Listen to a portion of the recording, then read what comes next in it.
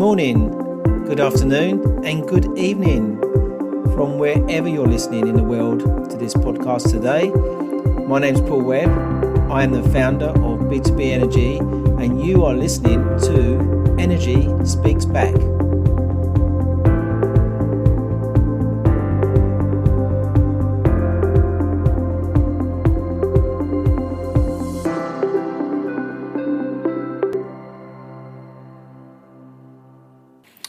Good evening, everybody, and welcome to Energy Speaks Back. I have a really exciting guest tonight from North Carolina, Nico Johnson from SunCast. He's going to woo us with his insights into the solar world, and I'm really privileged and honoured to have him on our podcast tonight. So thank you, Nico. Yeah, that's right. Born and raised in the Carolinas, and we moved north because there's a little more blue. If you're following the elections right now, there's a little more blue around where I live right now than where my family is re-electing Lindsey Graham. We don't need to get into U.S. politics, but I'm from the southeast of the United States, born and raised, and have lived all over the world. And I think, obviously, it's going to be hard for us not to talk about politics today because it will. You know, because obviously it does ride on the difference between coal and solar. So, you know, that's where we are with it, really. Yeah. So, Nico, tell us a little bit about yourself and, you know, what you're doing at the moment and, you know, your beliefs. Yeah, Paul, thanks for that. And thanks for having me on your show. Thanks for anybody who's taking the time out of their busy day. We all have a million things we can do with our time. So you're now giving us the only non-renewable resource that you have, and that's your time. Really appreciative of that. I have been in the renewable energy business, specifically solar and increasingly storage, since 2006 when I came back from the Peace Corps and finished my MBA. I had an opportunity to help an entrepreneur grow a then very nascent business in a moderately nascent market in California. And as we were writing the business plan for this solar sort of clean energy business, Arnold Schwarzenegger launched what we now know to be the California Solar Initiative. That launched effectively the United States solar market into a rebirth, right? It was that zenith moment, 2006, 2007, and the solar market has just boomed ever since. I consider myself incredibly fortunate that I was in the right place at the right time. I didn't make all the right decisions, but around 2015, actually in October exactly of 2015, I finally launched a passion project that is now 5 years on, 320 episodes in, a thing called SunCast. And SunCast has evolved into effectively one of the de facto solar and clean energy leadership podcasts where you can hear from CEOs, executives, founders, intrapreneurs, and entrepreneurs who catalog their story of growth, how they got into the industry, why they chose the problem that they're trying to solve. And I've had the great privilege of having, you know, mentors like Dan Sugar and Jigger Shaw and friends like Julia Ham from Smart Electric Power Alliance, Erica Myers, real thought leaders in our industry grace the stages of SunCast, both in the podcast as well as our events, so that we can help others make decisions about how they're growing their business, how they're growing their career. So, you know, roughly 15 years in the renewables business has allowed me to return back to a thing that I always just sort of naturally gravitated to, which is being on stage with a mic in my hand. And I have the incredible fortune to actually be able to make a portion of my income from doing what we're doing right now and sharing that knowledge with the world. Yeah. So I'm not going to ask you to sing because I know that if I ask you to sing, you're going to struggle on that. You ask me to sing, and I'll ask you to teach me Cockney slang. How about that? Oh, okay. Well, you give me a verse, I'll give you some Cockney slang. All right. Again, I think we talked about this on a previous call. It's Yes, like, wait, did. what song was that? I can't. If I think of a song during this broadcast that I think is appropriate for the audience, I'll drop a verse for you. I'm not a rapper. I'm much more like a pop music fan. My secret obsession in high school and college, and I'm not afraid to admit it, was I was a big fan of boy bands, but mostly because I was also a big fan of barbershop quartets as a child. Right. And why do I love boy bands? Because they're the closest that we have right now. Like, basically, Boyz II Men is a boy band. Boyz II Men is the closest we have to a barbershop quartet in anything that looks like a 20th or 21st century reinvention of that, and that's harmony, right? So a lot of what you do is harmony. It is how do the different parts play together to make the sound that we all can agree is good and productive. Yeah. So, Nico, because I took you off piece so much then, and we're talking about totally something different. Fine. So, current bun sun. There's one for you to perfect. Take away. There's a takeaway. I love it. You. Yeah, that's the honey, right? Isn't honey money in Cockney slang? Yeah, that's the money phrase. Yes, that's the money phrase. Current bun. Bring all right, so I got the current bun color behind me. And do you always have that behind you, that color, when you're doing your shows? I do, and it's I do. It's completely coincidental, by the way. I mean, it's I won't, for the sake of my wife and embarrassing her for how not completely put together my office is. This room has always been yellow. When we bought the house, it was yellow. When we moved back from Mexico, we decided that instead of upstairs where I used to be, I'm going to be in this office. And she said, please paint the walls. And I said, are you kidding me? This is my brand colors. Like, this is actually SunCast colors. So I've left it. And I think we're going to repaint the room and leave just this little corner that I'm in. One thing I noticed, you always stand. I do. I always stand. That's right. So we could take this conversation in a ton of different directions, but I will note, sitting is death. No judgment there. Yeah. But there's a lot of medical research now to show that you feel better when you stand. Yeah. And the thing that clinched it for me after a couple of years of barefoot running and using really lightweight shoes and minimal drop, I'm a runner, to run, and also using a standing desk. I read this article one day that said standing instead of sitting. So standing desk is the equivalent of, it was a period of time, I want to say like a week or a month of standing at your desk is the equivalent of running a marathon in terms of how it strengthens your core and your body. And I thought, that's really interesting. Let me test this. And I had been standing at my standing desk for a couple of years. I was a marathon runner, and it was 2015 this was in December. And I got on the phone with a friend, and we decided to run the Madrid Marathon. I did 8 weeks of training, cold, like I hadn't run a marathon in a year and a half. 8 weeks of training, plus working at a standing desk. I ran a 4-hour marathon in the rain with an injured foot. Wow. So I stand behind the medical benefits, but I also just feel better, and it keeps me awake, and I can move during the day, and it keeps my videos interesting as well. You know, the more I speak to you, the more I find more commonalities. So I ran the marathon 2005 in London. Oh, wow. London's on my list. I'm totally going to come there. It's a hard run, but the hardest thing for me was the training. Yeah. It battered me to pieces, and I struggled to get back into running afterwards. Yeah. Because here's the pain it puts on your legs. Yeah. So you'll appreciate this. And I know that a lot of your audience themselves are entrepreneurs or executives who are trying in many ways to act like they've got it put together, but they struggle with little things in their lives. One of the things that we struggle with the most in our day-to-day as entrepreneurs is keeping a rhythm that helps make us productive. Yeah. One of the things that I learned as a runner is, how can I adapt my running mindset to my work mindset? And what's the most common cadence of a marathoner? It is the notion that not every day is a long run, but there is a long run. How many of us treat every day like a long run, and we never have sprint days, we never have short days, we never have rest days as entrepreneurs? No. So I now, on Mondays, it's my long run for work.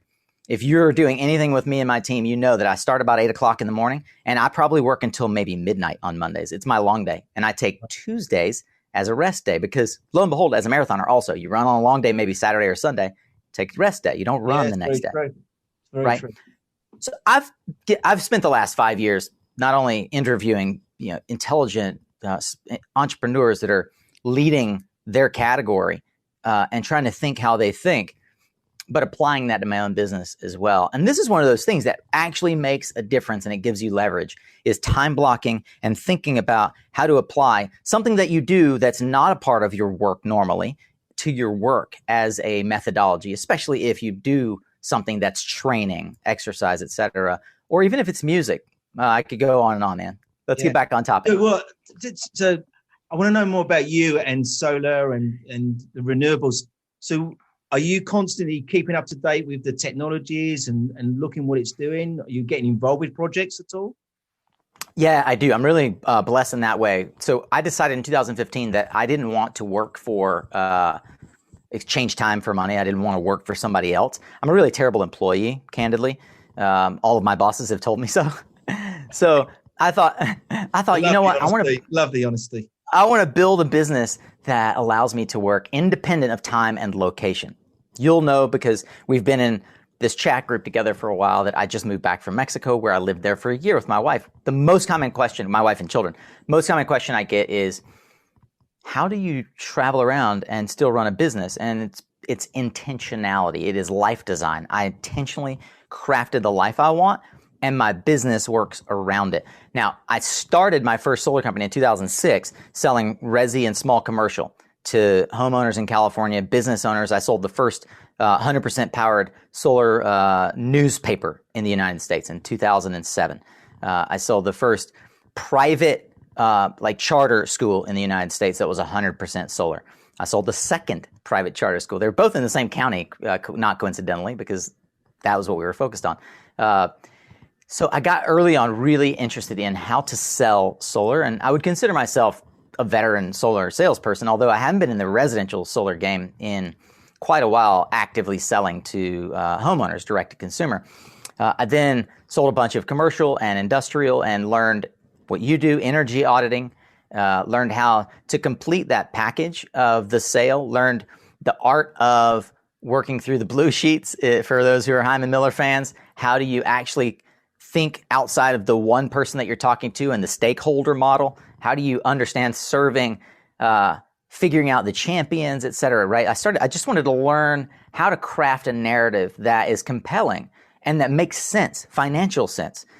From there, I went to the manufacturer side, worked for Trina Solar, opened up Latin America, which is one of my passions. I was a Peace Corps volunteer in Guatemala, still have a lot happening down in Latin America.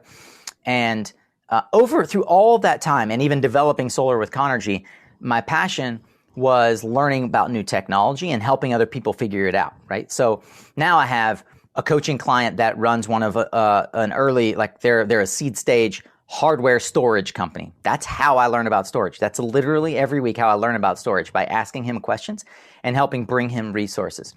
I have a client that is probably they are the top lead generation specialist for the solar industry that is not part of a large corporation, like independent lead generator. I know more than I should know about how lead generation works. And so I've crafted my career now around helping people who are entrepreneurs in the verticals I'm interested in and becoming investors both in their time and their companies. Right.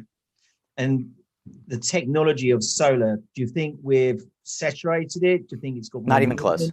No? Not even close. Do you mean solar, the panel technology? Yeah. Do you think we've got more No. So when I was at Trina Solar, 2011 to 2014, we were using, and my first solar project was Mitsubishi 190s, residential 60 cell solar panels, right?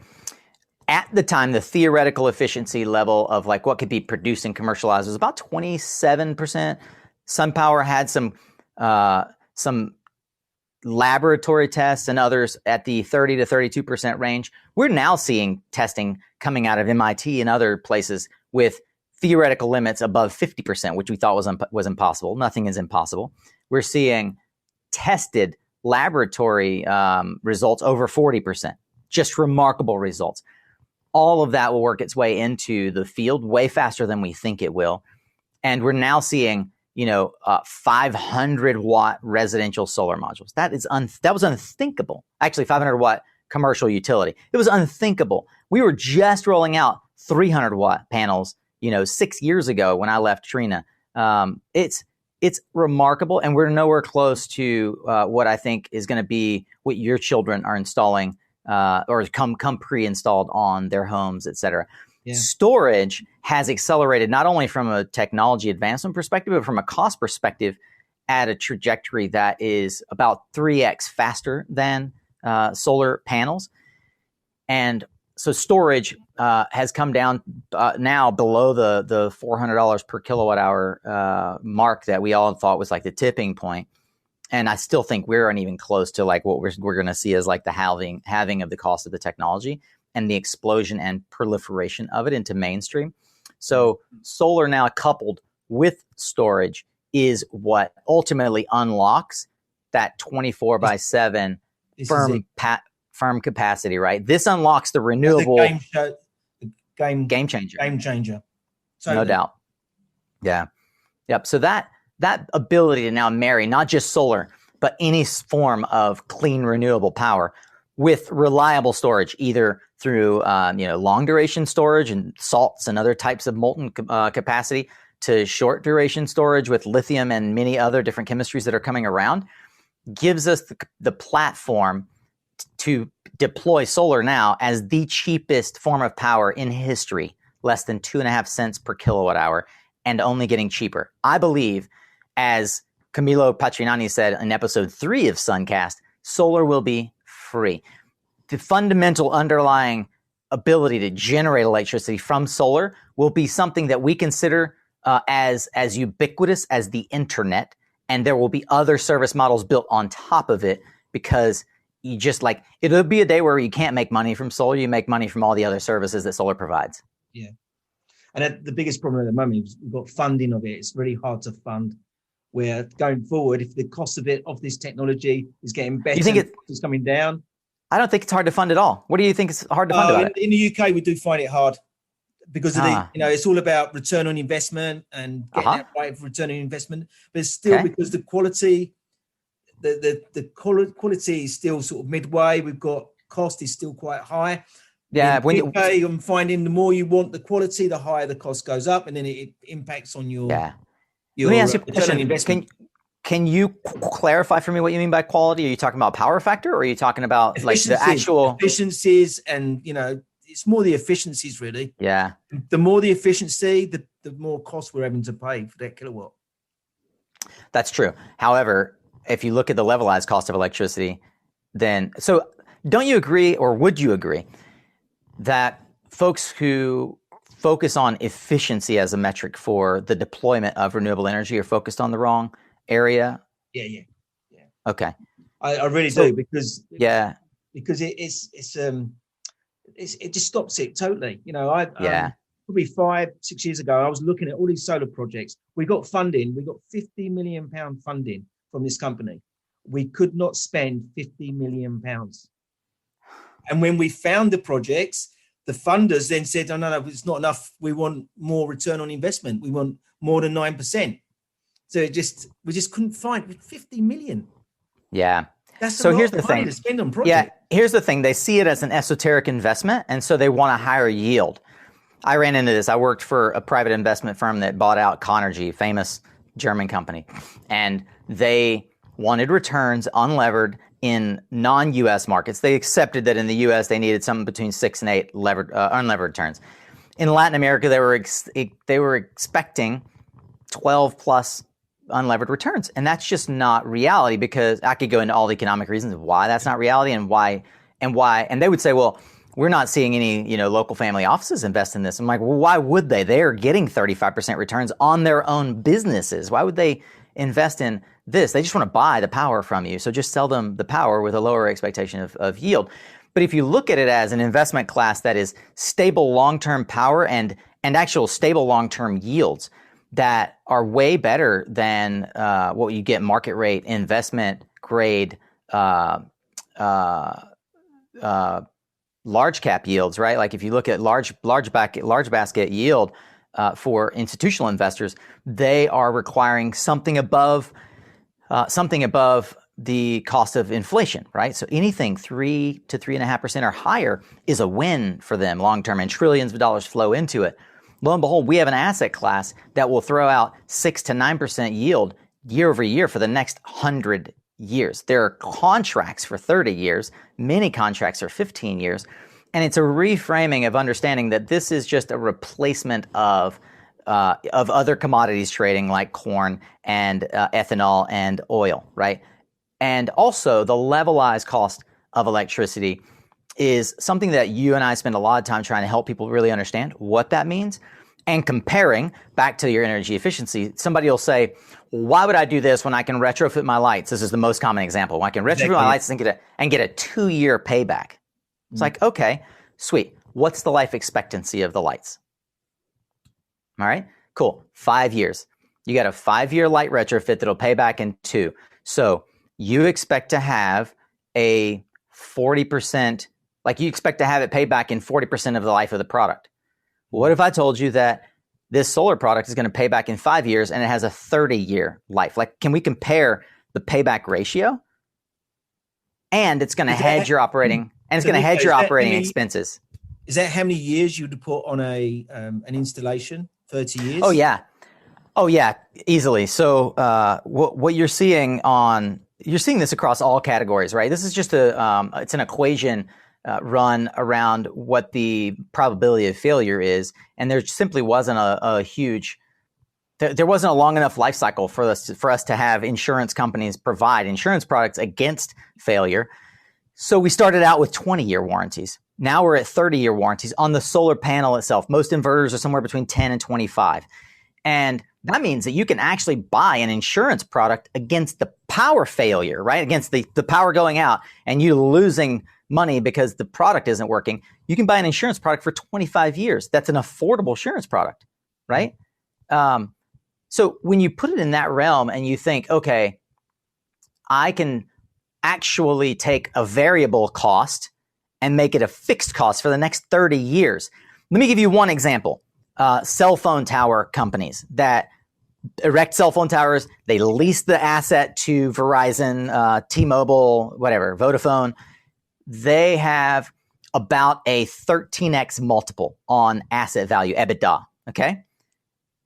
Think about the value of taking that cell phone tower off of diesel gas, which is a very volatile OpEx, and making it a fixed cost. You move all of that away as a fixed cost at a 13x multiple, that is hundreds of millions of dollars worth of value that you unlock for an asset. And this is where most building owners miss the point, especially if they're building owners, is you are now creating asset value out of something that was a liability. Yeah. It's funny because when I installed BMS systems in the 90s, we didn't realize that was adding asset value to those properties and those companies. That's right.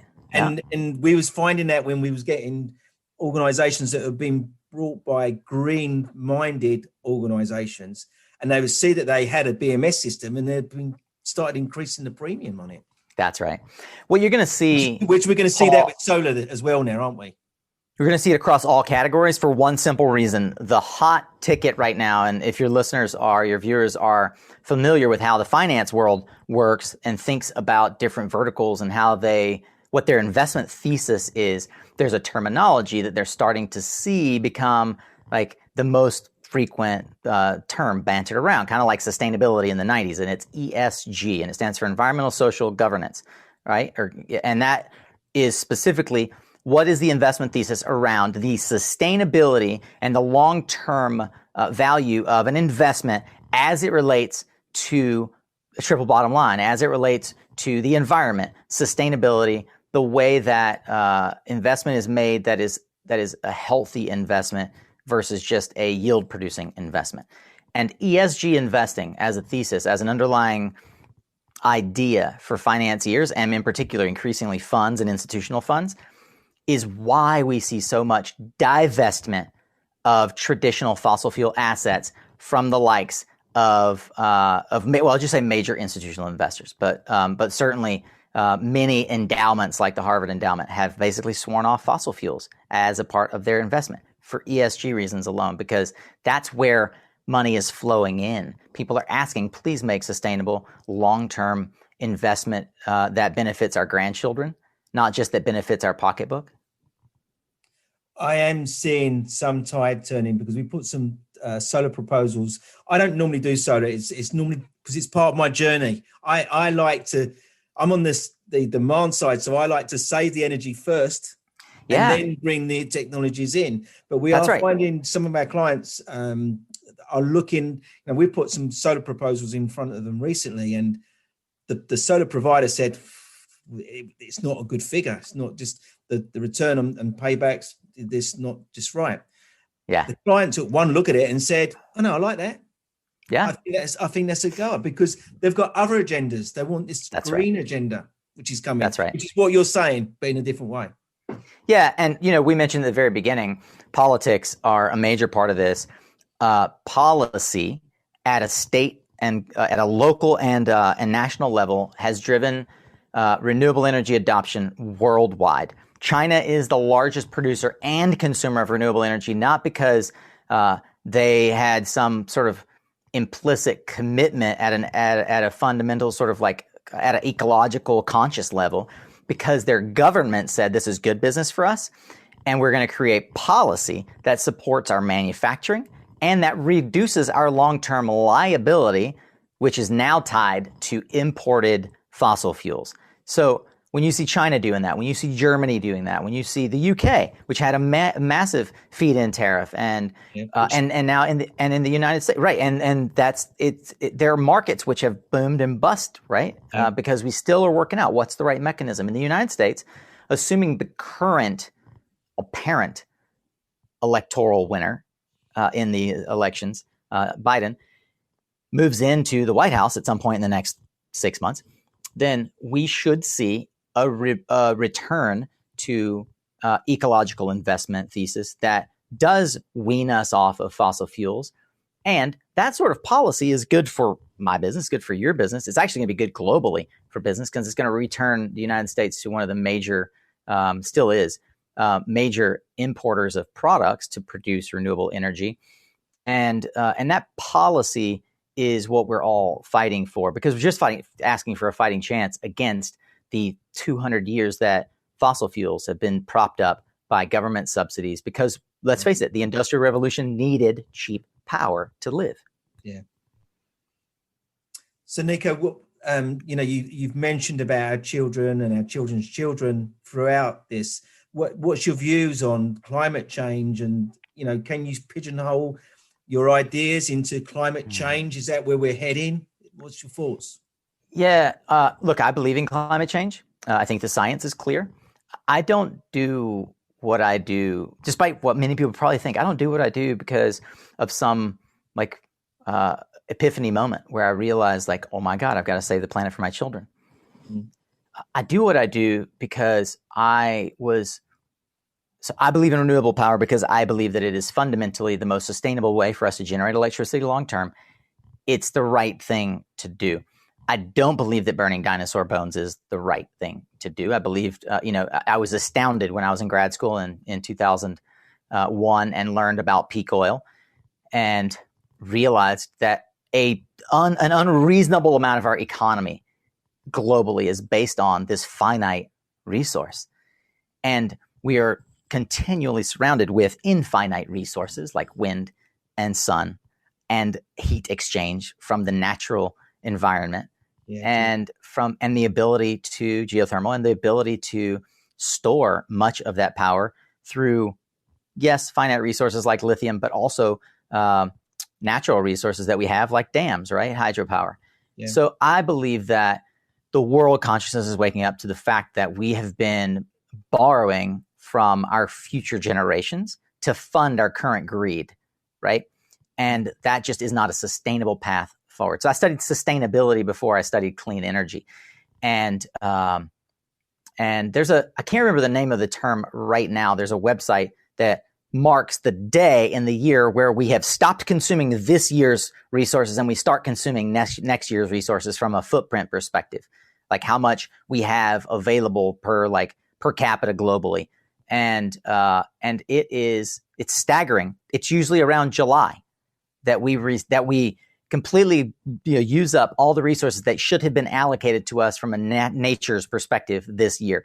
I think that's unsustainable, and I want more people to believe that this is a fight worth fighting, that this is not only that, but that this is a career worth having. So many folks are working on modifying the algorithms to get more clicks on a cat video And that resource, that intellectual resource, could be utilized for solving a real problem, like how do we finance the next $1 billion worth of solar, wind, and storage. And as a Peace Corps volunteer in rural Guatemala, I saw folks who lived on one meal a day. They had no electricity in their home, no running water in their home. I saw so many core fundamental things that we take for granted, problems in their life that could be solved by simply having one 50-watt solar panel on their roof. That would have solved almost all of their problems. Yeah. And they didn't even know how, they didn't know that resource existed. They didn't know how to get to it. They didn't have the wherewithal to pay for it. There was no financing mechanisms.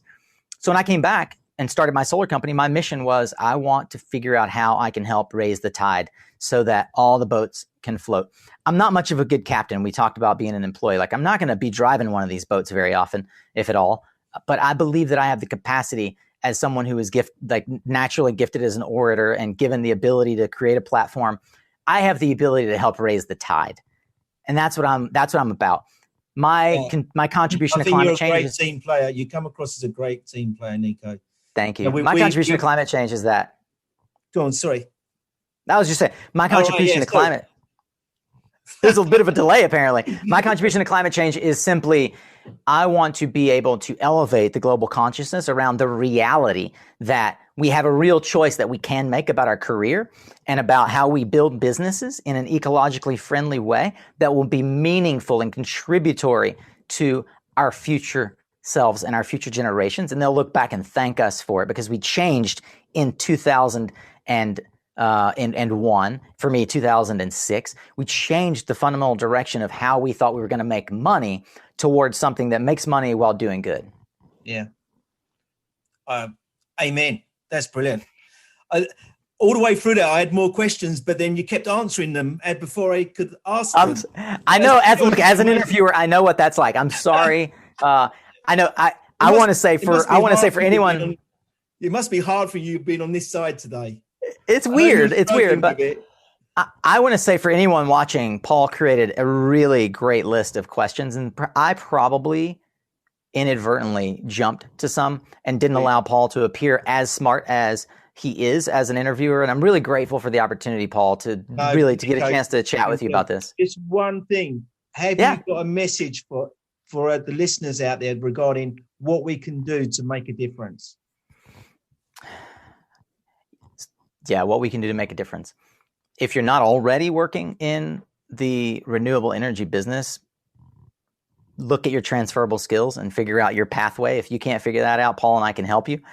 If you are already in the renewable energy business, I think that one of the greatest gifts you can give to humanity is tell other people why they should join you, right?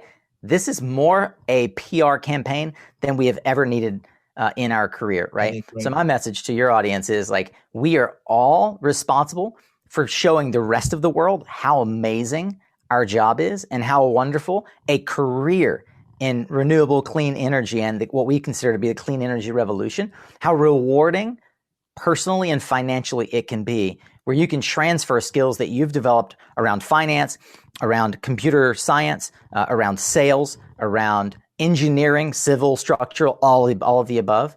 Anything that you've learned to apply as a core skill in oil and gas, in high tech, in finance, in HR. We have such a massive need in this industry for your help.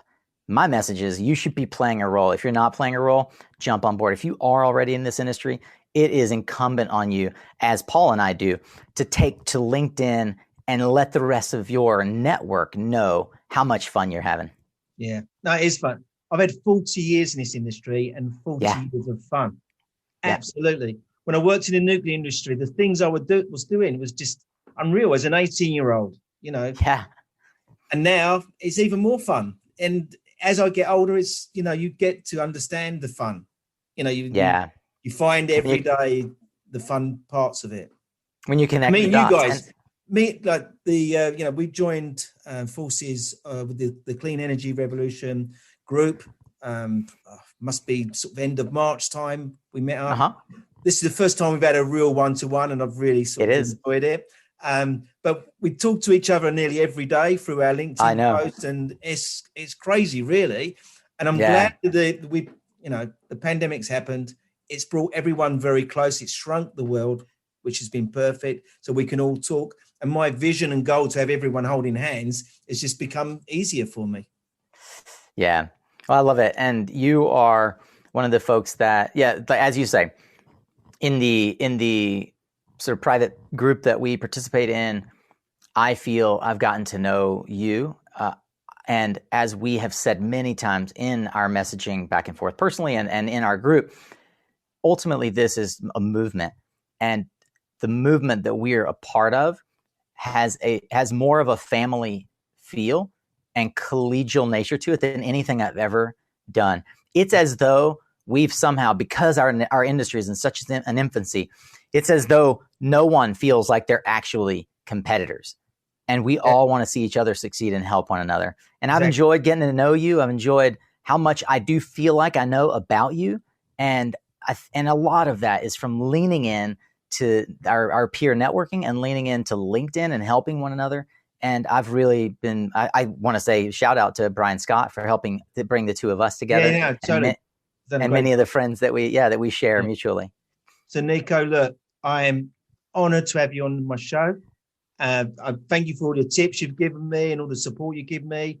I'd like to wish you and your family a safe time, in this particular time. And, thank you very much. And I will continue following your great work. Thank you very much. Likewise, I'm enjoying the podcast, the video that you are putting together. I'm happy to be a part of it, honored, in fact. And I want everyone who is watching this to like and subscribe to what Paul is doing and help share the message. I can't tell you as a creator how seldom we get the privilege of seeing someone who listens and watches actually engage. And while you think that, plenty of people are telling Paul how good he's doing, there are actually not as many as you would think there are. And it's often just staring into a blank camera and hoping that your message is getting out there. So please let us know if this resonated with you. Like and share on LinkedIn, but more importantly, leave a comment. Let us know that you watched. Let us know how it impacted you and how you're going to take this information and spread it with the rest of the world. Thanks, Paul. Thank you so much for having me on your show. Thank you, Nico. Amazing. Thank you. Take care, yeah? Thank you for joining me today on this podcast. And thank you for my special guest.